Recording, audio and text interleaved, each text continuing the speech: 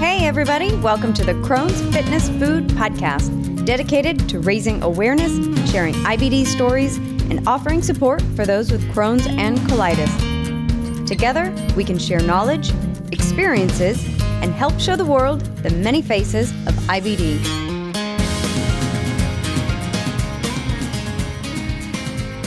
Hi everyone, thank you for joining me today for another episode of the Crohn's Fitness Food Podcast. I'm your host, Stephanie Gish, Crohn's warrior since 2006 and lifelong fitness fanatic. Today, I'm bringing you part 2 of my interview with Nicole Candelaria. Last week, Nicole began sharing her journey with IBD. Not only was Nicole diagnosed with both ulcerative colitis and Crohn's disease in 2008, but in 2017, she was also diagnosed with perianal Crohn's disease. Last week, she shared the roller coaster that was her diagnosis and how it continued for years after. From multiple medications, a brief time of remission, then back into a flare-up with surgery, and eventually a search for a new doctor.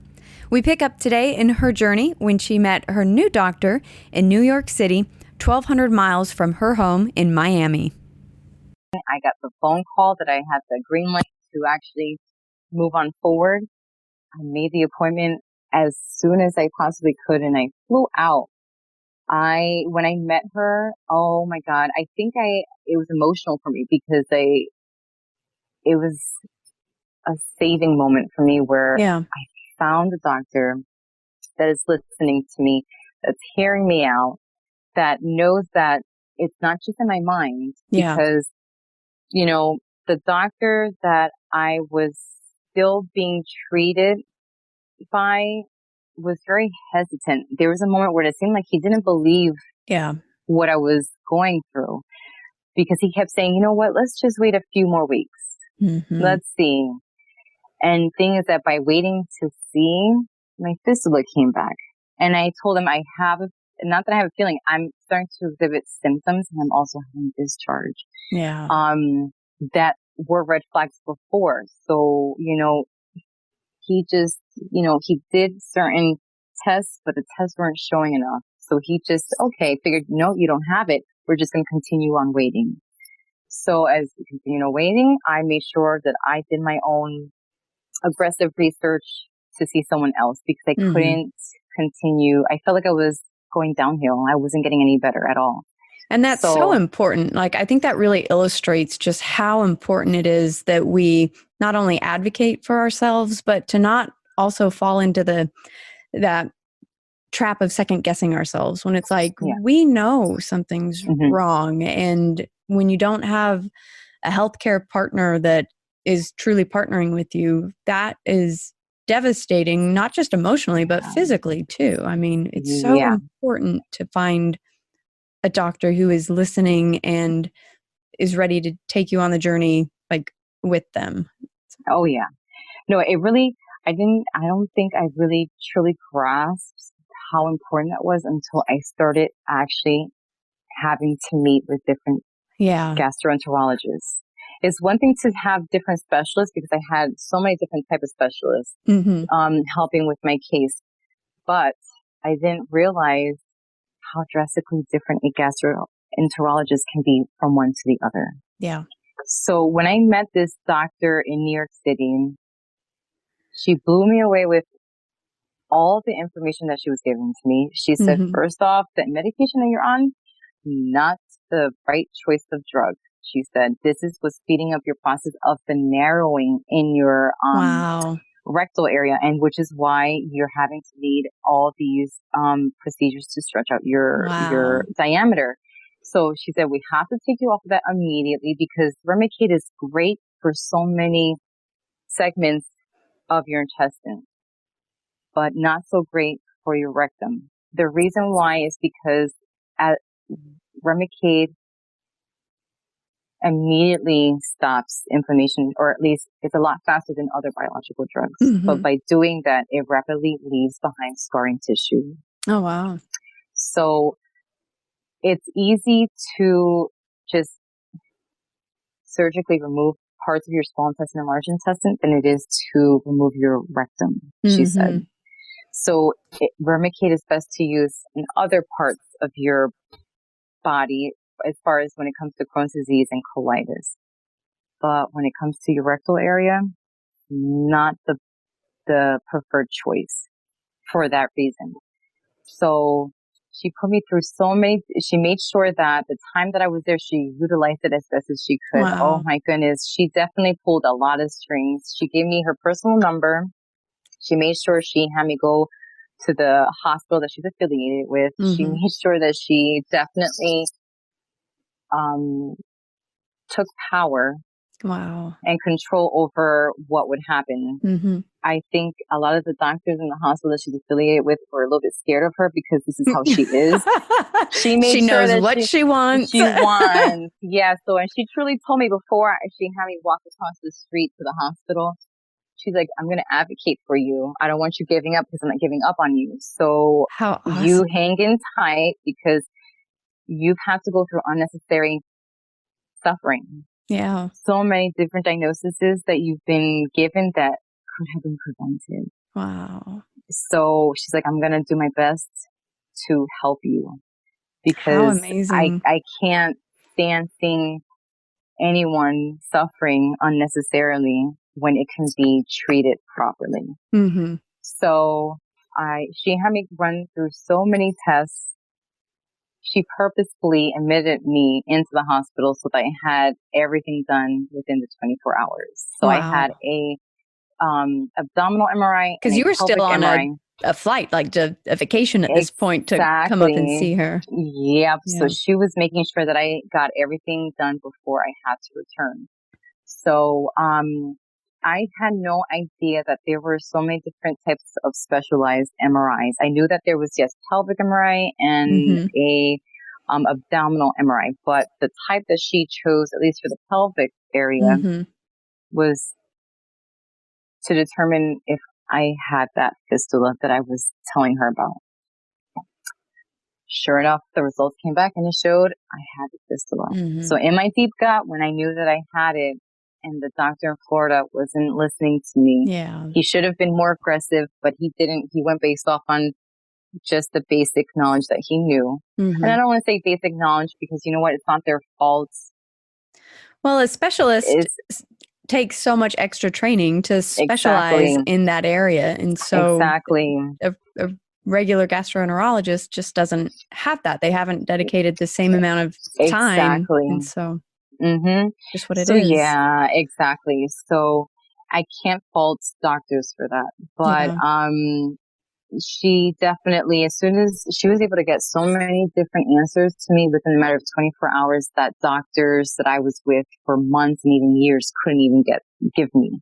Wow. So I was starting to get that sense of hope again. Yeah. I would have left the hospital in tears, like just tears of joy, finally. I actually did, I really did. It was an emotional moment. Oh my God. I called my family immediately and I told them that this was what's going on. Mind you, I was keeping everyone informed of everything, but to hear everything as far as like the answers to all these unanswered questions, it was like, it was like music to my heart, really, not just to my ears, but to my heart, because I've been waiting for this moment because I thought, am I ever going to get answers to my unanswered questions? So I did. So she, right away told me, I need you to be my patient. She said, yeah, I can work with the doctors in Florida if they choose to want me to work together with them. But if they resist, I really want you to come and see me as often as you possibly can and as often as physically your body's able to. If not, we'll have to, make phone calls if we need to do anything to help you to get back on track. So, I got all of her medical records, all the results that she gave to me, and I brought it down with me to Florida. The doctor in New York City had wanted me to switch from Remicade to Stelara. She felt that Stelara was my better option, not just for side effects reasons, but the fact that it doesn't leave as much scarring behind and as rapidly as how Remicade does. So when I go to see the doctor in Florida, they are just not too thrilled to hear that I went to see Someone a different else. doctor. And the fact that she wanted to switch me off to a different medication, they were like, oh, she doesn't know what she's talking about because Stelara, our patients haven't been doing so well in Stelara. I don't know how she could actually suggest that. I'm going to have to speak to the doctor that I was previously being treated by at the Crohn's and colitis clinic. I wait a few days and I'm dreading. I'm like, God, I need to hear what their response is. So I was at work and I had gotten the phone call and their response was, well,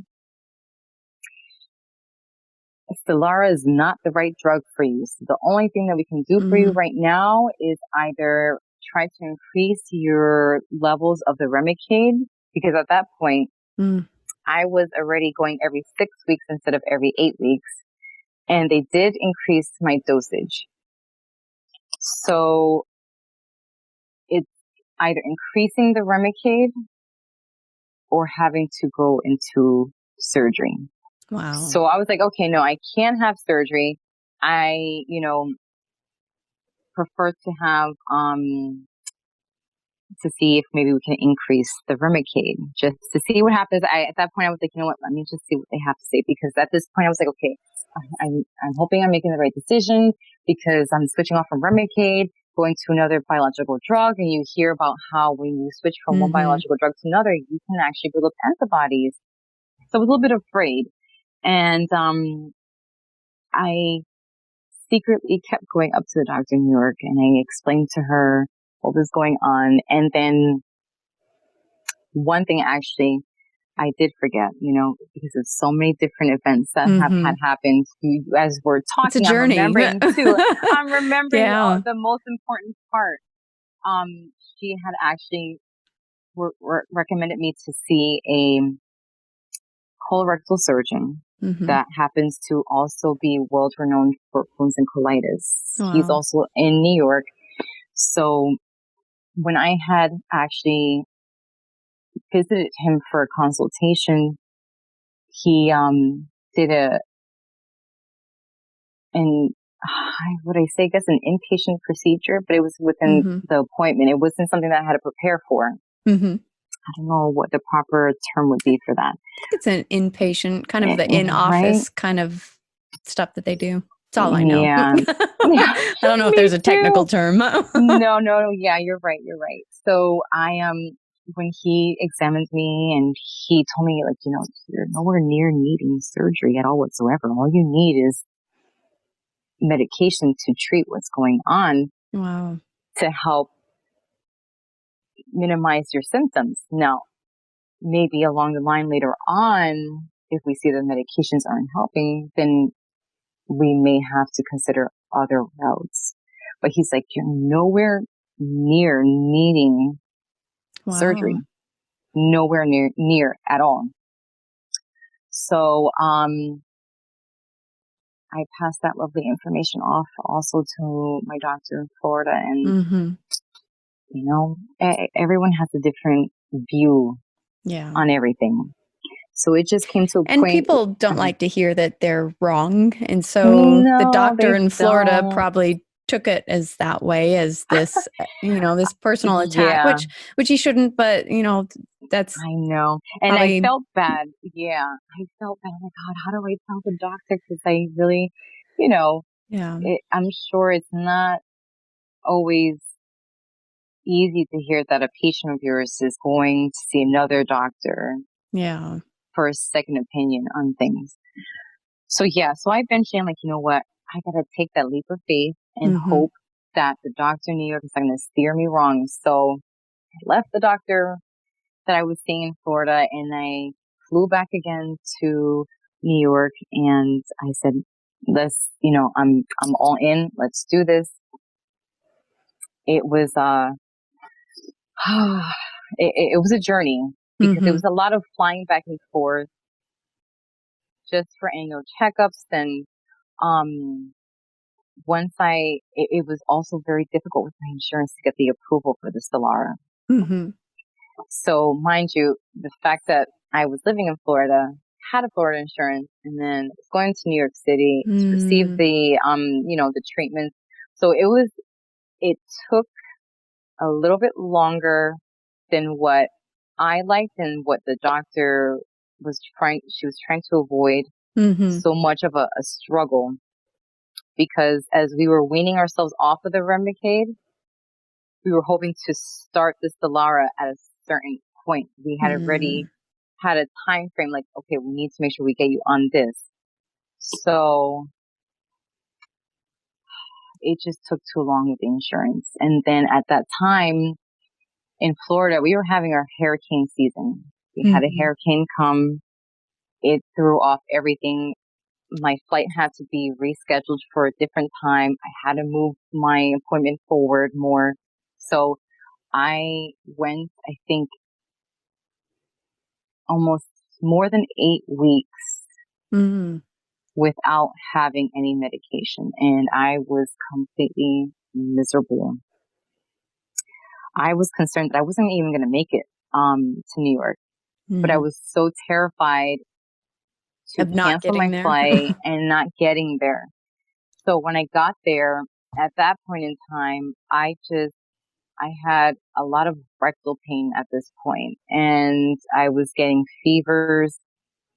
Actually, sorry, no, low grade fevers. And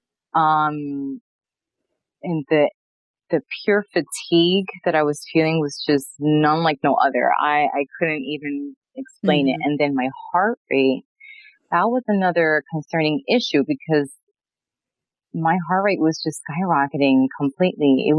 I never was in the 80s or 90s range. I was always above 110. My highest I think that I might have gone up to was 180 beats per minute.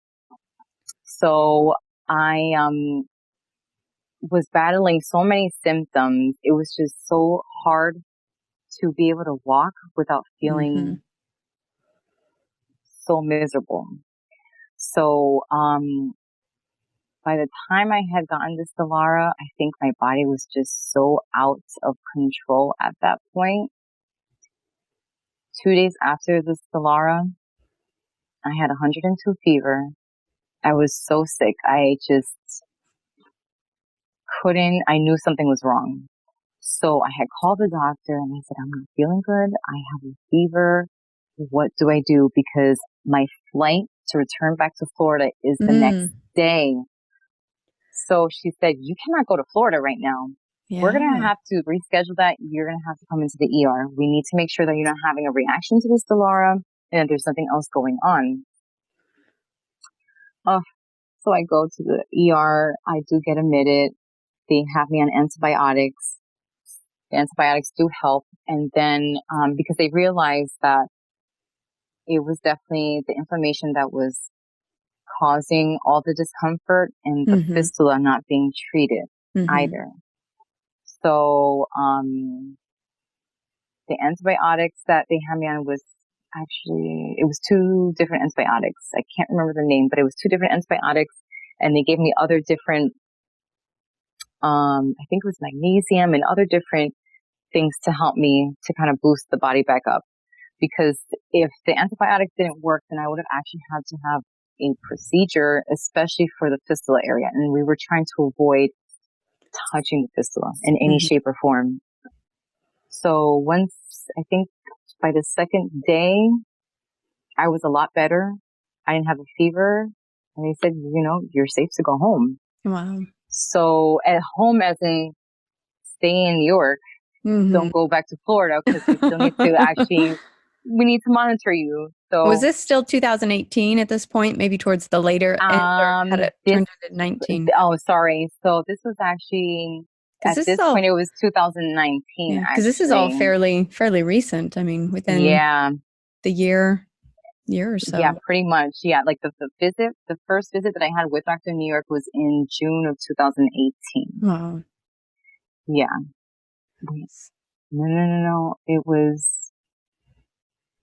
June of 2019. I'm sorry. Oh, June of wow. 2019. Yes. Everything happened so fast. Sorry. Yes. That is fast. That is fast. June of 2019. Yeah. So they tell you to go home, but not to Florida. Not to Florida, to stay close because we have to monitor you. My doctor's fear was that if I was so far away that I wasn't able to come back in time to be checked, that I would have complications. Yeah. And because all she kept seeing was negligence on the doctor's end as to how they weren't aggressive enough to say, okay, well, if the test is coming back normal, but yet you're showing symptoms or telling me they're showing symptoms, they should have pursued more testing. Yeah. But they didn't. They kept saying, well, let's just continue waiting. Let's just wait. Let's see what happens. Her fear was that if I wasn't nowhere near her, that I would get worse. Yeah. That you'd fall through the cracks and just be lost. Exactly. So, I had to tell my job that I was going to have to go on short-term disability. And I didn't know for how long. So let me see, at this point, it was already September going into October of 2019. I was seeing my doctor once every week. Wow. And, eventually it started going from every week to every 2 weeks, then to every 3 weeks. I was being weaned off little by little. But the thing is that meanwhile being weaned off, they were still noticing that the Stelara just wasn't enough of a kick to control the symptoms, which she did give me a heads up. She did say that in the beginning, it might be too slow, that we might have to pair it off with Methotrexate. Sure enough, that's what she did. By November of 2019, I was already on Methotrexate with the Stelara. Methotrexate actually was doing quite a bit of the heavy lifting part until eventually, I want to say, we're in May. So by February, I want to say, is when we started noticing that there was some differences. So it definitely took a couple months. It definitely did. And it was scary because when I came back in January, well, actually, I flew back in December. I wanted to be home for the holidays, and there were just so many other things going on that I had to go back to Florida. So I quickly took that trip back, and then I had the follow-up appointment in January to see the doctors. So I came back, and at that point, I wasn't where I was in February. So in January of 2020, the doctor was realizing, like, you know what? If this doesn't work for you, we might have to actually try an experimental drug. And we're not going to know for sure if this experimental drug is going to work. And because it's a blind study, we don't know if you're going to be given the actual medication or if it's a placebo. So I was panicking again. Wow. I really was. So, I had to take a breather. I was going back and forth. I was even talking to my family, like, what do I do? There's a lot of pros and cons. Do I take the risk or do I not take the risk? But, there was another follow-up appointment, once February came around. And by then, thankfully to God, I was actually doing a lot better. Wow. And we realized everything is in place where we don't have to take in consideration of the experimental drug. That will be later down the road. If I ever were to, I guess, grow an immunity or any kind of antibodies toward the medication that I am on now, that would probably be something later on to probably consider. I've dedicated most of my life to fitness and health, but as I've grown older and felt the effects of fatigue as I've battled Crohn's, I no longer want to spend hours in the gym every day. which is how I first stumbled across the Celercise Rebounder. It's become the backbone of my fitness routine these days, giving me the ability to tailor my workouts from gentle movement to intense jumping that literally activates every cell in the body. And the best part is, it only takes 10 minutes a day for an incredible workout. Find out for yourself what a difference Celercise can make in your health by visiting cronsfitnessfood.com/Celercise. But that extra few weeks made the difference. And we are, well, since February, we've made a lot of improvements week by week. So by then, in February, my family was like, yeah, you're going to have to stay up here. You're going to have to relocate up here. You're going to have to relocate up here because this whole flying back and forth, not working. It's not. Yeah, it's not. So everything happened so fast. I was so scared. Everything of what I knew of. I eventually knew that there was going to be a possibility that I would have to relocate because of the doctor. Just didn't think it would happen so soon. I really didn't think so. I think I was expecting it for maybe later on into the year or so. But, things do happen in the timing that it should have, in March is when we had made the decision. My aunt flew back with me to Florida so that I can pack what I could and drive up my car. And, I also was doing a lot better where I actually could return back to work, but instead I got a job up here. Wow. I work at one of the hospitals. So everything was falling into place. So I kept, it's funny because I kept asking God, I guess you are making this work for me because everything's happening too fast. And, for me to actually stop a moment, breathe and take it all in. So I'm glad that it happened the way it did because now this pandemic happened, and had it been out in Florida, flying back and forth would have never worked out. You got up there just in the nick of time before the pandemic hit. That is wild. Very wild. Wow. Yeah. So that's why when you and I when you had reached out to me about wanting to do the podcast, you were in the middle of moving. I was in the middle of all this happening. Oh my goodness. So I didn't have time to really soak everything all in. Eventually no, not I did, at all. But everything just happened so fast. But how amazing. Since relocating up here, minus this whole pandemic thing, I've actually been able to put on 10 pounds. That's 10 awesome. pounds I'm so happy about. Oh my God. You have that no is idea. awesome. And I've told my family this and they laugh at me, but they're also happy about it too.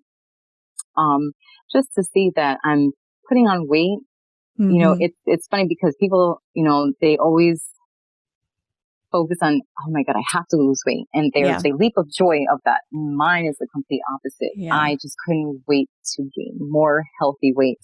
Yeah. And then, so I am, 10 pounds heavier. That's awesome. I'm able to now eat more solid food without it having to be an issue. What else? I am still on the Stelara and the Methotrexate. One thing that had to be done before I actually went back to work, I actually had to visit the colorectal surgeon that I have up here as well in New York City. They had to perform a procedure. They had to insert what's called a ceton flap. I think I'm hoping I'm saying that correctly. Because of the fact that with the fistula, their fear was that the skin where the fistula is located at, because it's unfortunately it's rectal vaginal fistula. And those are the most common ones for women, isn't it? Yes, I believe it is. So the problem that they were finding is that even though the antibiotics were given to me, it was working. I was taking off the antibiotics to see how I did, and I was doing good, but eventually it was becoming a problem. But they kind of figured out that it wasn't going completely away. The skin was closing up over the fistula. So then there was a buildup of discharge, and discharge was trying to squeeze through the area. So they wanted to avoid sepsis from happening. So they had to insert a Ceton flap to keep the area open. I still have it in there. It'll be in there. I mean, the doctor says people live with it for decades. So Wow. I will have that on until they see that the fistula has completely closed. And once the fistula closes, then they'll take it out. But until then, I have another, what did he say? It's like another, he made me laugh. He said, just think of it as a piercing. I'm like, oh God. He made me laugh. He had a sense of humor. But he's like, you gotta be proud of, of what it is that you have, that you're going through, So that was the last procedure that I had. Everything fell into place. Wow. Before I went into work, and it continued to fall into place. Minus, stressing about like everything going on, and everything started falling into place where I was able to eat more foods than I could have before. I was eliminating the liquid food and having more solid food, and I wasn't skipping as much meals anymore. So it was tremendous. Oh, tremendously. And I had more energy too. So, it's just amazing, the 360 that this doctor has been able to make. Well, it shows too, because obviously this is a podcast, so people are listening to it, but you and I are talking over Zoom, and you are you're glowing. Like you just look vibrant. You have energy. I mean, you look really good. Not like that Crohn's look where you're trying to hide it, and you can, and you know that there's pain and fear behind the eyes, but you look energetic, and that like there's the light. Oh yeah. Is there. Oh my God. Yeah, no, you're definitely, you're right, because, it's amazing because years ago, and even before I met this doctor, I didn't realize how empty I think I felt on the inside. Like, you're just going through the motions at this point when you're not feeling so great, and you're not finding the answers that you want and the medications to help you with all the suffering that you're going through. And maybe it's different for other people because everyone does cope with it so differently. There was just this emptiness that I kept feeling inside of me. I felt honestly hollow on the inside because I'm just now surviving each day because I can't get the help that I was desperately needing. So I just, waking up in the morning, it's like, okay, thank God I am alive for that. I never, I have always been a grateful person, so I was grateful to wake up every single day, to see my family, to see my friends, but it's just like, it was just exhausting, I think, to live through those days with those symptoms and not have any positive outcomes. So there was moments where I had really low moments, and it just sometimes made you question, like, what's the whole purpose of life at this point, So now with all this happening, just seeing how much of a difference that I've made and the improvements that I'm still seeing on my body, it just, I now wake up more happier. I'm now singing every time that I'm going to work and when I leave work, and it's just, I feel it's happier. Incredible. Yeah. So it's amazing how really, truly all of that does make a difference on you, You try your best to cope with things, and, having a support system is a very big deal and so vital when going through this journey with Crohn's and colitis. So, well, and speaking of that, when did you start advocating? You started your Instagram and you started sharing your story. So what was it that prompted you to really start sharing your story and becoming a voice? When did that? Once I think at a moment where things started clicking in more, when I realized, like,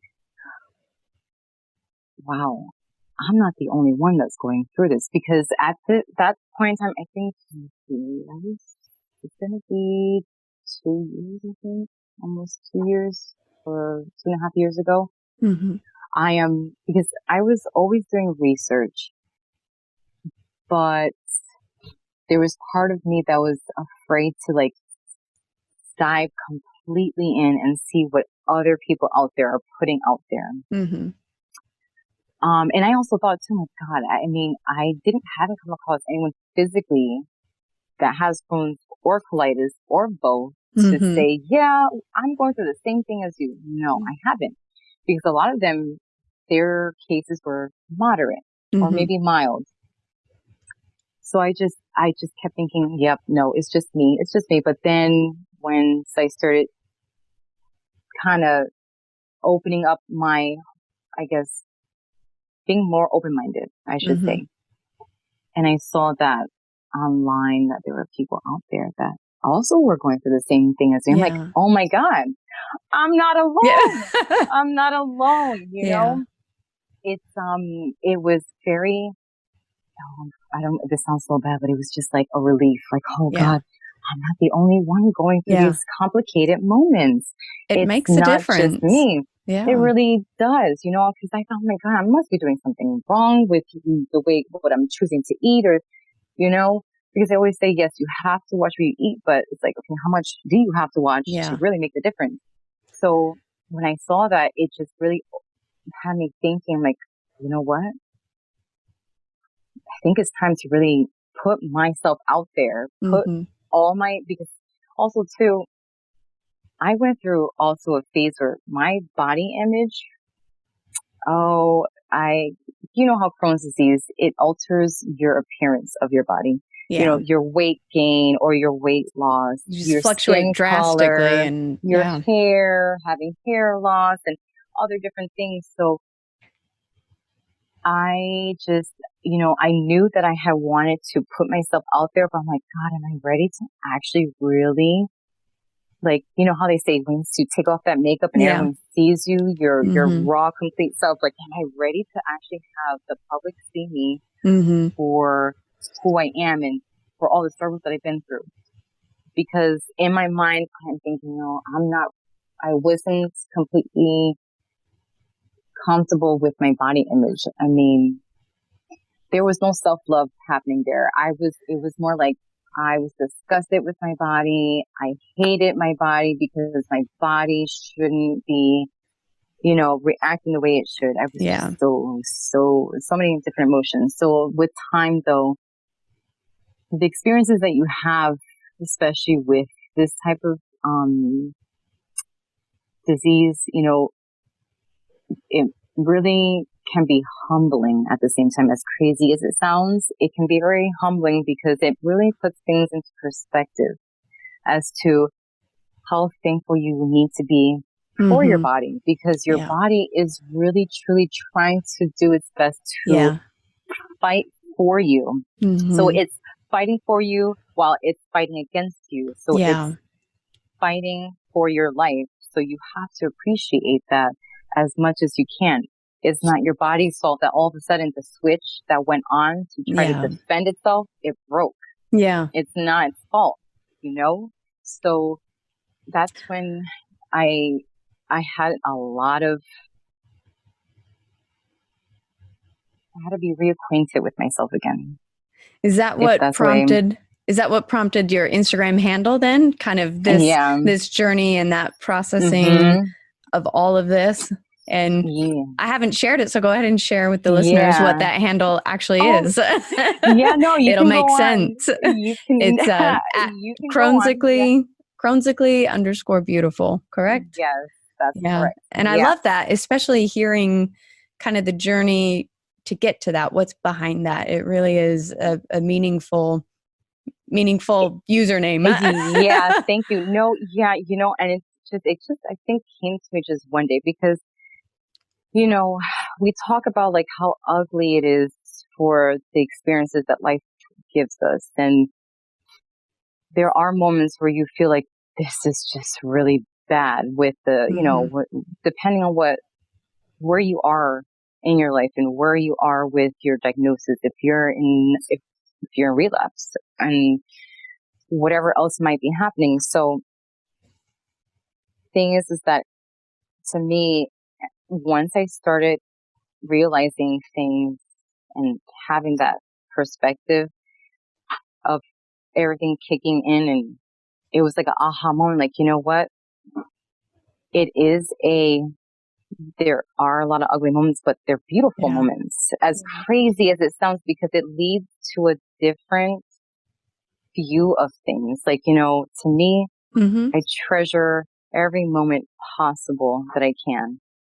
Food, no one, I don't think, ever gives a second thought about food. Yeah. I cherish every single bite. Yeah. And it's funny because I end up doing like a little happy dance every time that I get the food out and my cousin sees me, she's laughing. Yeah. It's but not I'm a just boost so shake. excited. No, it's not. It's like a happy dance. Like, oh my God, yes, I can have food. And it tastes so good. And, I don't have to worry about having any issues.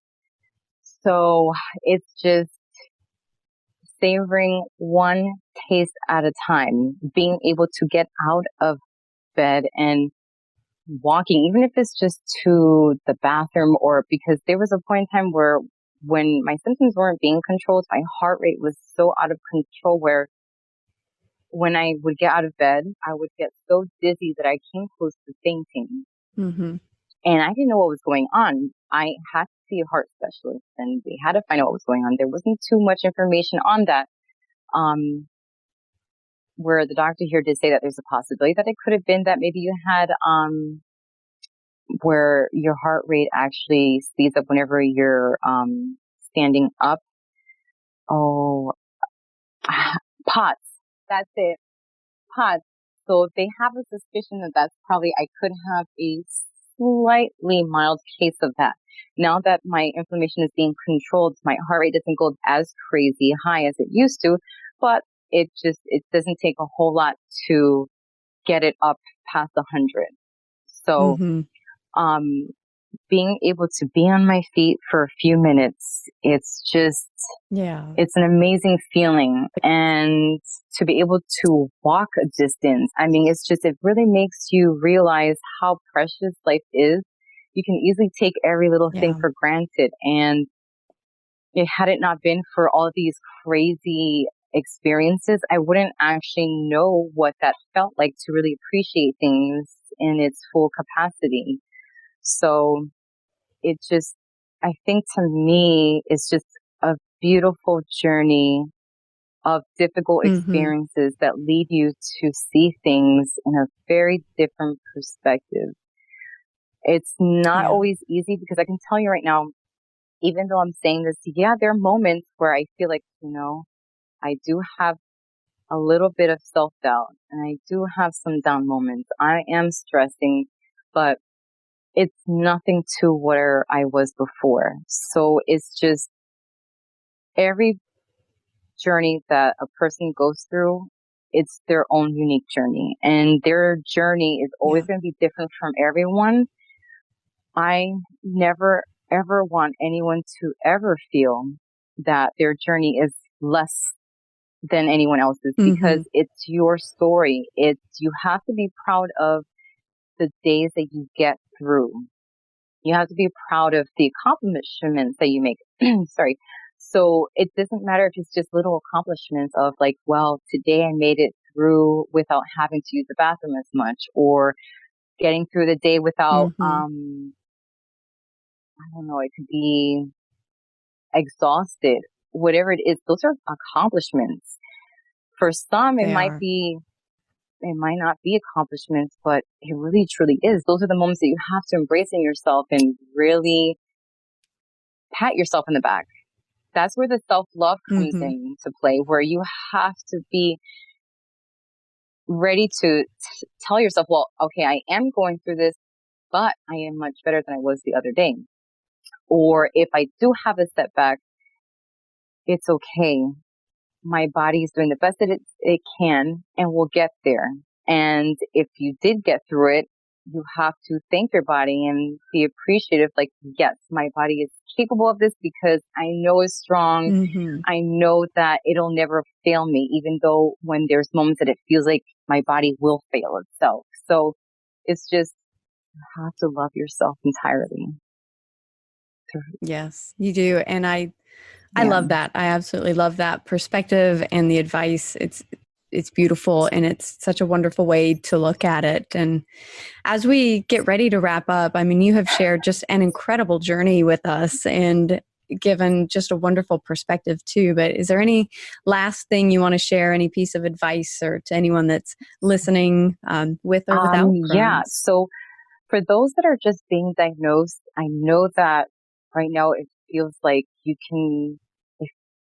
might be a sense of overwhelming loss or just being overwhelmed, like, oh my God, what is this? Or where do I go from here? You will get through it. And you don't have to be alone. There are so many people out there among the community that can help. Maybe if you're not getting it physically from someone, there's so many different social media accounts out there that are so helpful. You know, just hearing how others through their journey, what they've went through, it brings some type of comfort to know that you're not alone, and you can always ask them questions and they'll reach out to you and they will actually respond back to you. So just don't give up, you know, that's my thing, you know, because when in the beginning I felt lonely, I didn't have anyone. No one knew what Crohn's disease was. Now you see all these commercials and all these different things going on. So for those that are just in the beginning of it, patience. It's so hard, but give yourself time to cope with it and to accept it, and reach out to as many people or as many resources as possible just so that it makes your beginning of the journey more easier. And then for those that are in the middle of, you know, in relapse, you got this. You really do. You know, you really have to stay as positive as possible when you feel like everything's falling apart. Eventually you will see that light at the end of the tunnel. You just have to hang on and hold on to hope. And then for family members or friends or even partners that have a significant other that is battling this disease,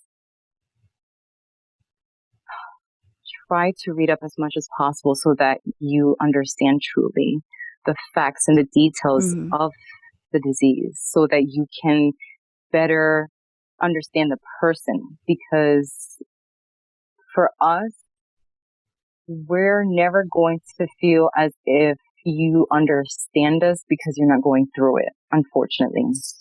But knowing that you actually know what Crohn's disease and colitis is about and supporting us through that as best as you can makes such a great difference. It really does. That is absolutely phenomenal advice. I love that for each of the categories you said, but especially the last one for the family members who are there supporting us, because sometimes I think it is hard for them because they don't know exactly what we're going through, and so it is important for them to understand as much as they can and to be there by our side. So I love that advice. Thank you.